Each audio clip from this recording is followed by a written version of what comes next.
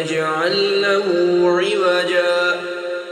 قيما لينذر بأسا شديدا من لدنه ويبشر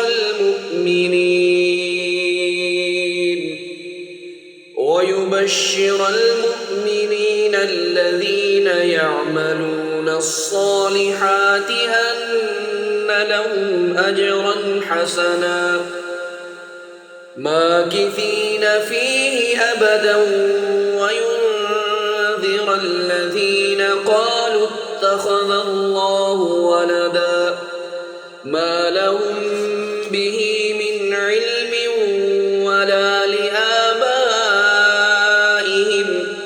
كبرت كلمة تخرج من أفواههم إن يقولون إلا كذبا فلعلك باخع نفسك على آثارهم إن لم يؤمنوا بهذا الحديث أسفا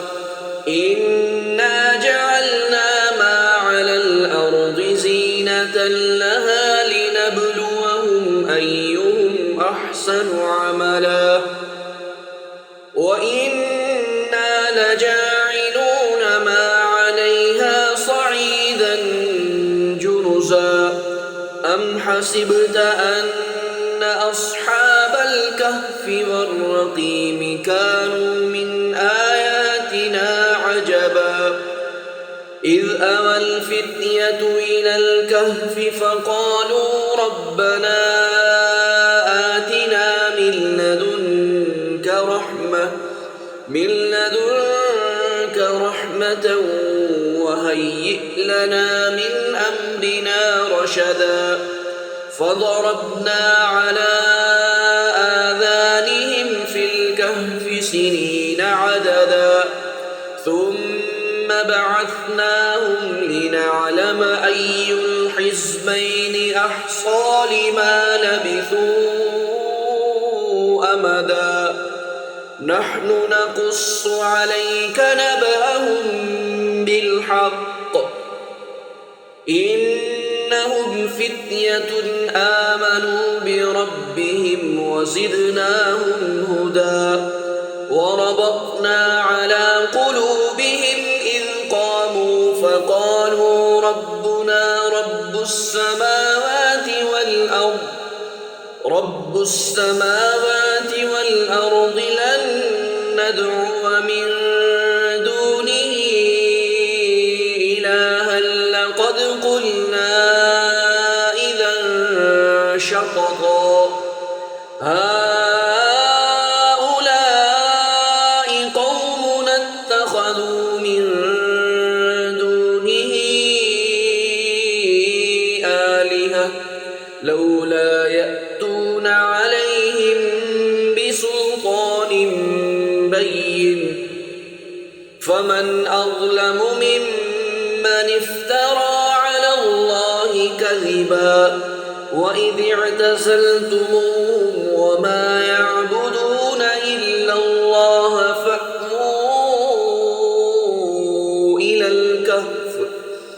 فأووا إلى الكهف ينشر لكم ربكم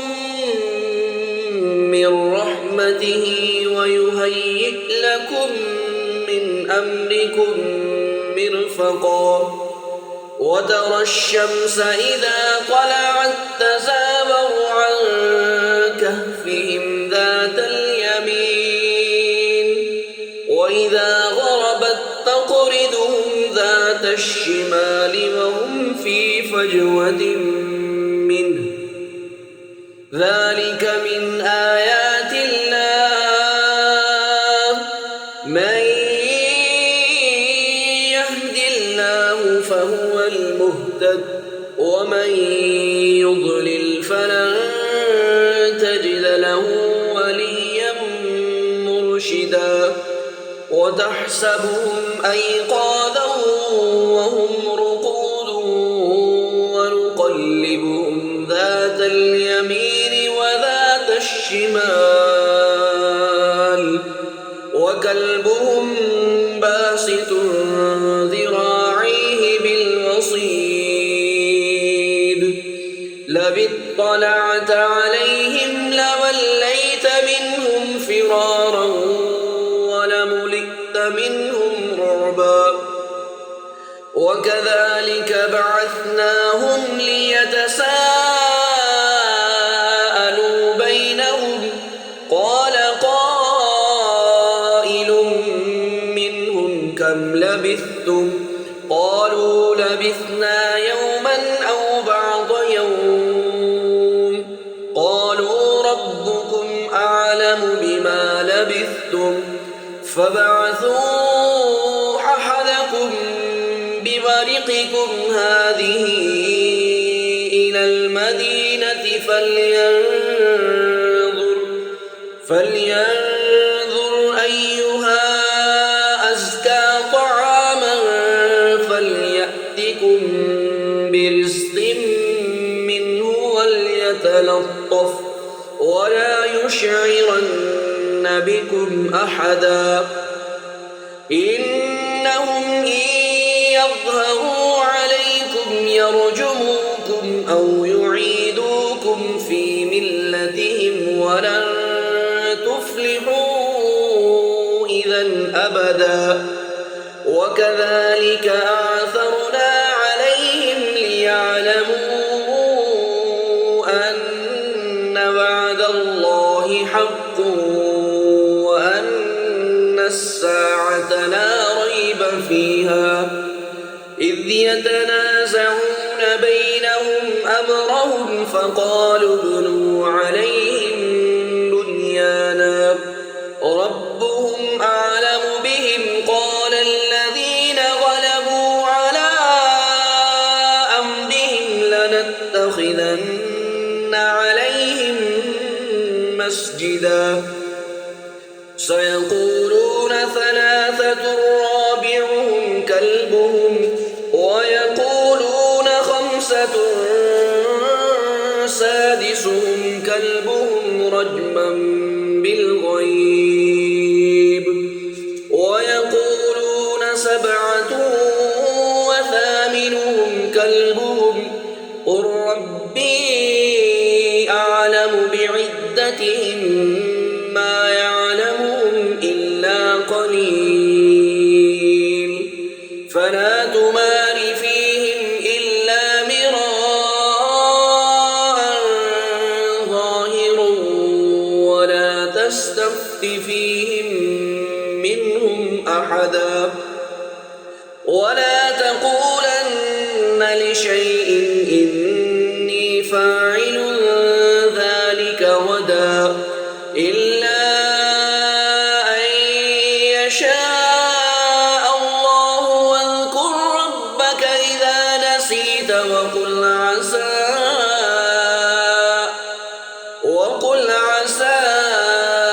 أن يهديني ربي لأقرب من هذا رشدا ولبثوا في كهفهم 300 سنين وازدادوا 9 قل الله أعلم بما لبثوا له غيب السماوات والأرض أبصر به وأسمع ما لهم من دونه من ولي ولا يشرك في حكمه أحدا واتل ما أوحي إليك من كتاب ربك لا مبدل لكلماته ولن تجد من دونه ملتحدا واصبر نفسك مع الذين يدعون ربهم بالغداة والعشي يريدون وجهه ولا تعد عيناك عنهم تريد زينة الحياة الدنيا ولا تطع من أغفلنا قلبه عن ذكرنا واتبع هواه وكان أمره فرطا وقل الحق من ربكم فمن شاء فليؤمن ومن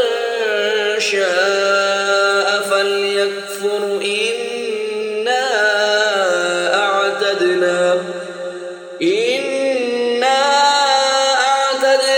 للظالمين نارا أحاط بهم سرادقها وإن يستغيثوا يغاثوا بماء كالمهل يشوي الوجوه بئس الشراب وساءت مرتفقا إن الذين آمنوا وعملوا الصالحات إنا لا نضيع أجر من أحسن عملا أولئك لهم جنات عدن تجري من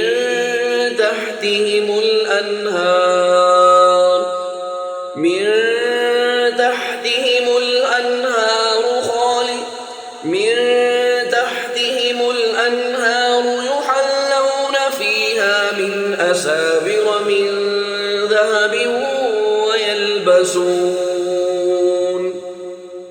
ويلبسون ثيابا خضرا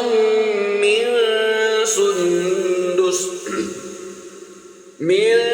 سندس وإستبرق متكئين فيها على الأرائك نعم الثواب وحسنت مرتفقا واضرب لهم مثل الرجلين جعلنا لأحدهما جنتين من أعناب وحففناهما بنخل وجعلنا بينهما زرعا كلتا الجنتين آتت أكلها ولم تظلم منه شيئا وفجرنا خلالهما نهرا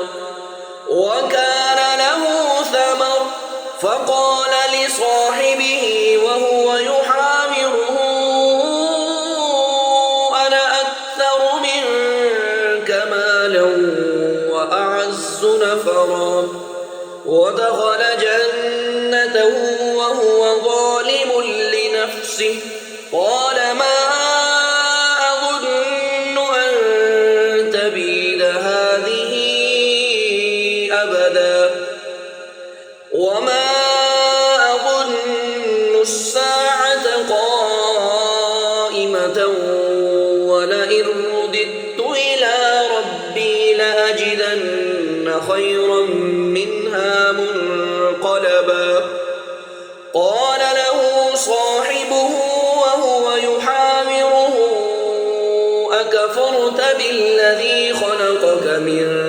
تراب ثم من نطفة ثم سواك رجلا لكن هو الله ربي ولا أشرك بربي أحدا ولولا إذ دخلت جنتك قلت ما شاء الله لا قوة إلا بالله إن ترني أنا أقل منك مالا وولدا فعسى ربي أن يؤتيني خيرا من جنتك ويرسل عليها حسبانا من السماء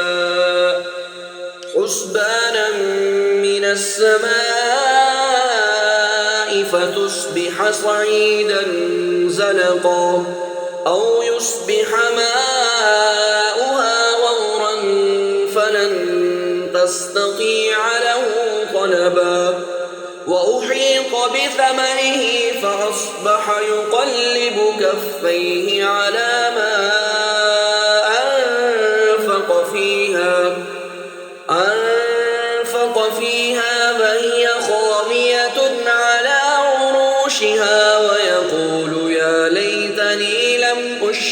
بربي أحدا ولم تكن له فئة ينصرونه من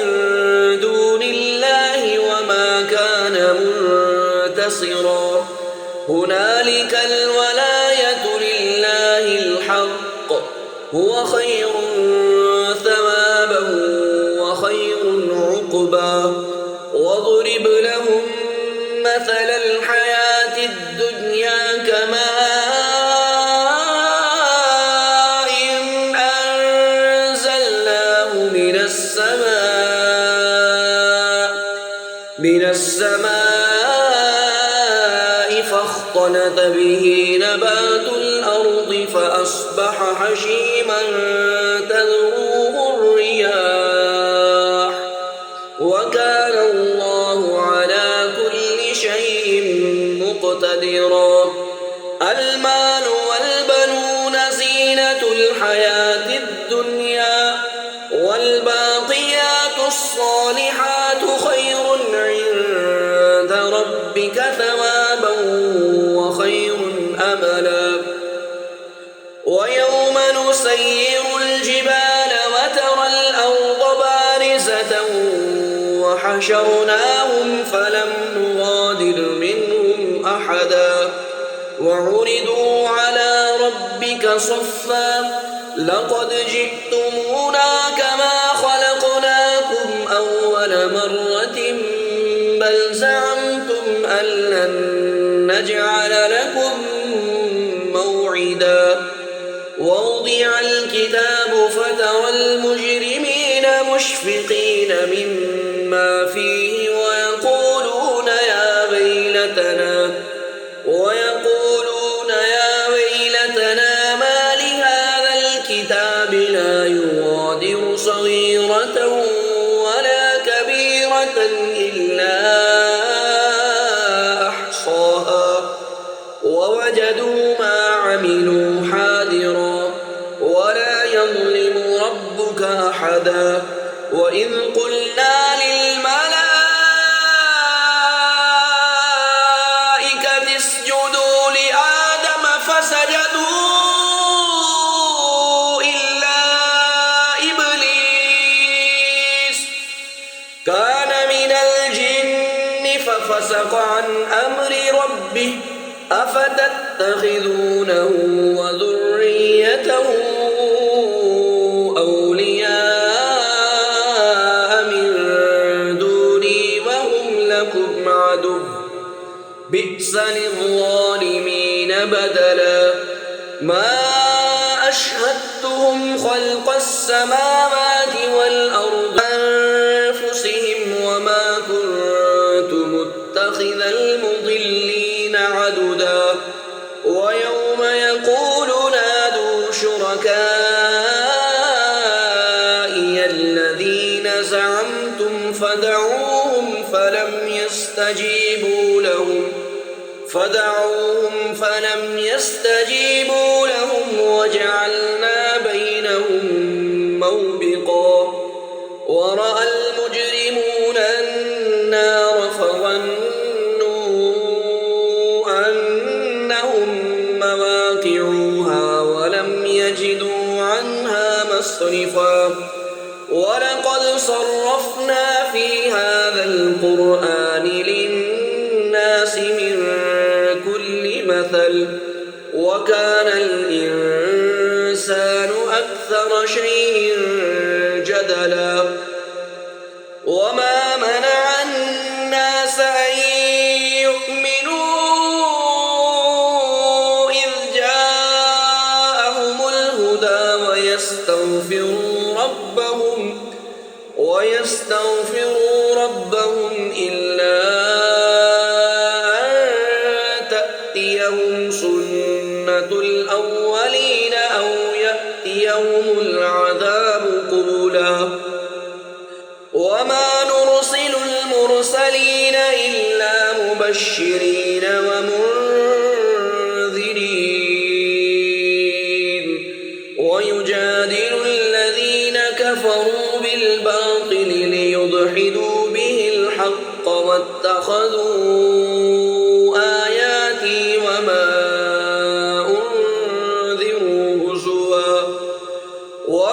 أظلم ممن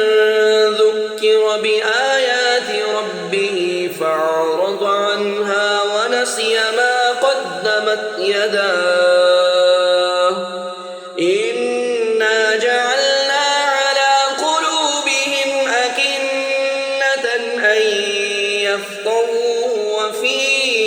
آذانهم وقرا وإن تدعوهم إلى الهدى فلن يهتدوا إذا أبدا وربك الغفور ذو الرحمة لو يؤاخذهم بما كسبوا لعجل لهم العذاب بل لهم موعد لن يجدوا من دونه موئلا وتلك القرى أهلكناهم لما ظلموا وجعلنا لمهلكهم موعدا وإذ قال موسى لفتاه لا أبرح حتى أبلغ مجمع البحرين أو أمضي حقبا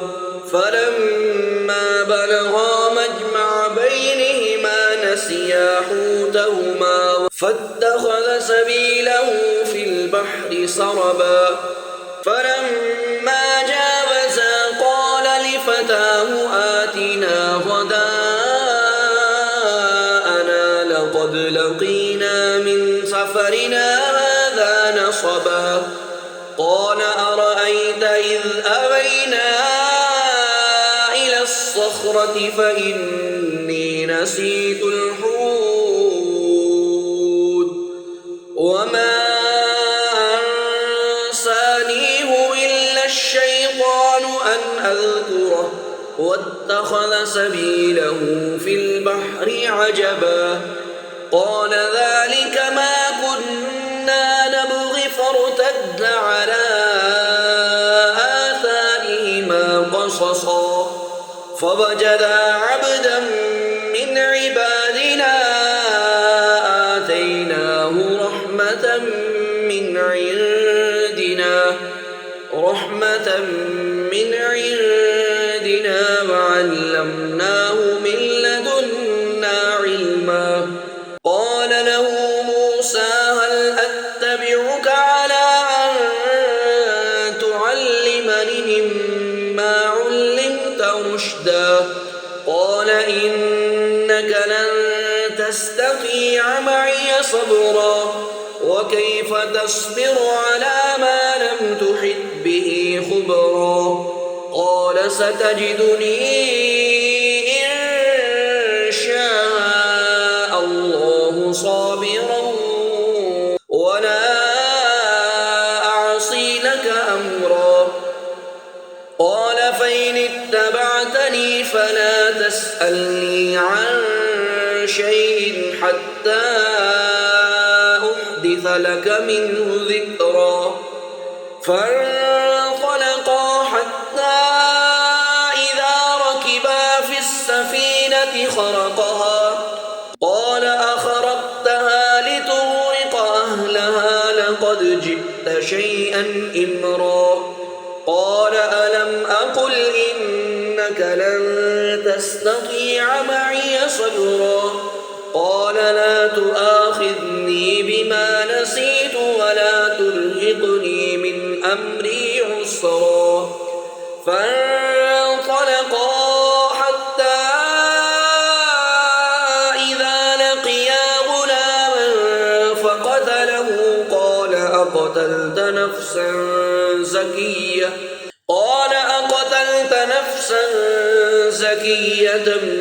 بغير نفس لقد جئت شيئا نكرا قال ألم أقل لك إنك لن تستطيع معي صبرا قال إن سألتك عن شيء بعدها فلا تصاحبني قد بلغت من لدني عذرا فانطلقا فانطلقا حتى إذا أتيا أهل قرية استطعما أهلها فأبوا أن يضيفوهما فوجدا فيها جدارا يريد أن ينقض فأقامه قال لو شئت لاتخذت عليه أجرا قال هذا فراق بيني وبينك سأنبئك بتأويل ما لم تستطع عليه صبرا أما السفينة فكانت لمساكين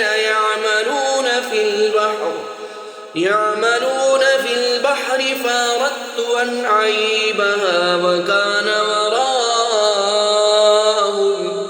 وكان وراءهم ملك يأخذ كل سفينة غصبا وأما الغلام فكان أبواه مؤمنين فخشينا أن يرهقهما طغيانا وكفرا فأردنا أن يبدلهما ربهما خيرا منه زكاة وأقرب رحما وأما الجدار فكان لغلامين يتيمين في المدينة وكان تحته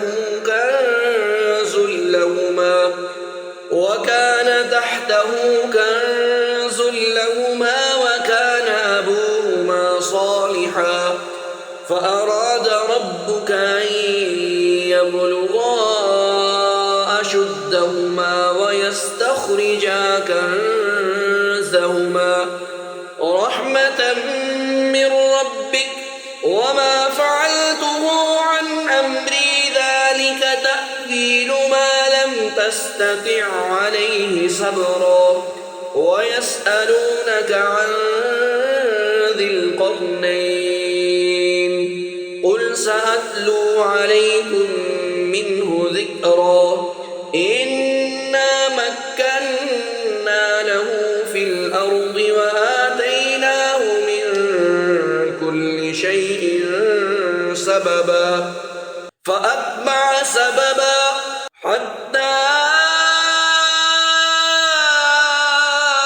إذا بلغ مغرب الشمس وجدها تغرب في عين حمئة ووجد عندها قوما قلنا يا ذا القرنين إما أن تعذب وإما أن تتخذ فيهم حسنا قال أما من ظلم فسوف نعذبه ثم يرد إلى ربه فيعذبه عذابا نكرا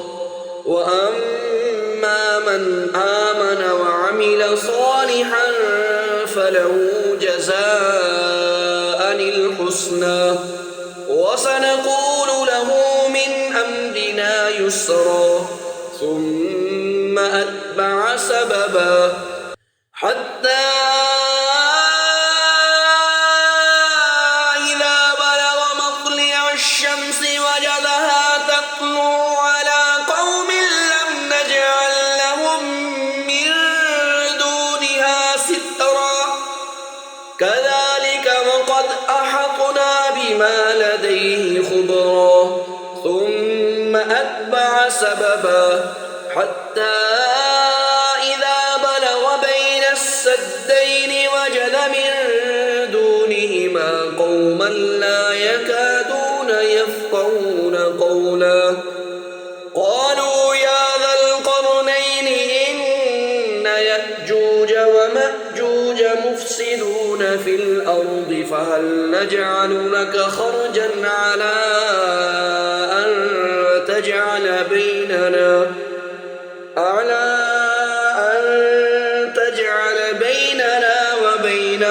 صدا قال ما مكني فيه ربي خير فاعينوني بقوة أجعل بيننا وبينهم ردما آتوني زبر الحديد حتى إذا ساوى بين الصدفين قال انفخوا حتى إذا جعله نارا قال آتوني أفرغ عليه قطرا فما استطاعوا أن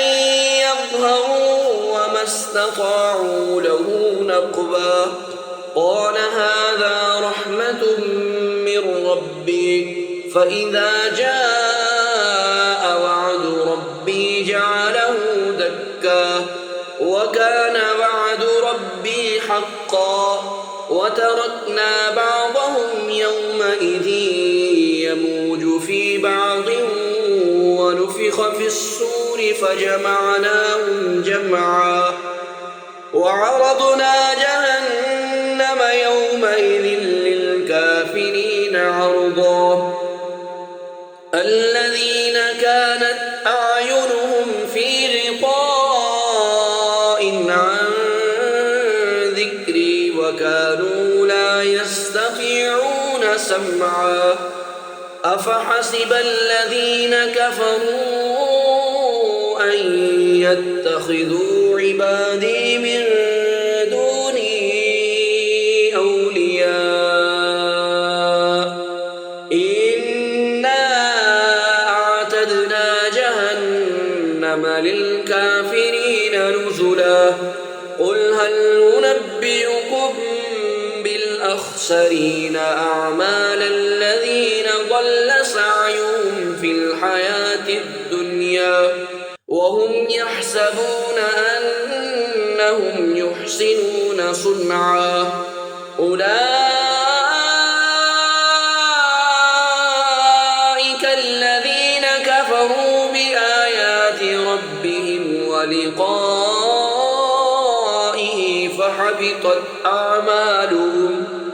فحبطت أعمالهم فلا نقيم لهم يوم القيامة وزنا ذلك جزاؤهم جهنم بما كفروا واتخذوا آياتي ورسلي هزوا إن الذين آمنوا وعملوا الصالحات كانت لهم جنات الفردوس نزلا خالدين فيها لا يبغون عنها حولا قل لو كان البحر مدادا لكلمات ربي لنفد البحر قبل أن تنفد كلمات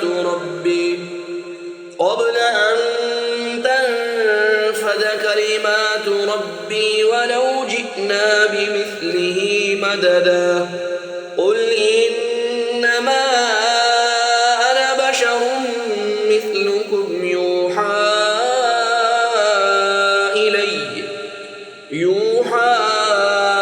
إلي أنما إلهكم إله واحد فمن كان يرجو لقاء ربه فليعمل عملا